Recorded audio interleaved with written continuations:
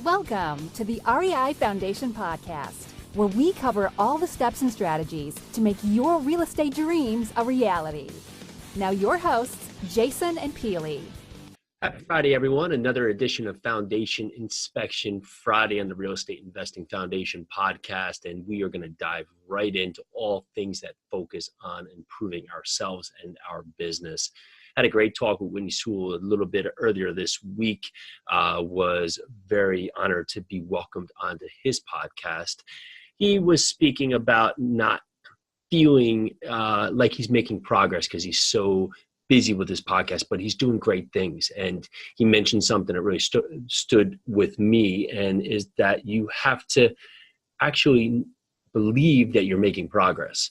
And sometimes when you're in it, you feel like you're stuck, but you have to believe that everything you're doing is building to your end goal and into your future better self. And the only way to do that is not to compare yourself against others, because that can always be a recipe for disaster, but to actually track and look back at where were you 3 months ago? Where were you 6 months ago? Where were you 1 year ago? Where were you 2 years ago?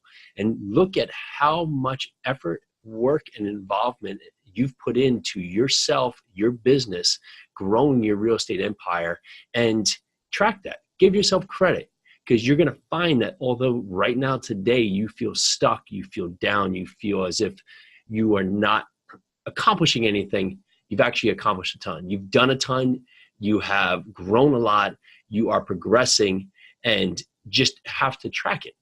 And that can be difficult because, of course, the closer you are, the harder it is to step back and take a look at what you're doing, take a look at the effort you've put in, look at what you've built.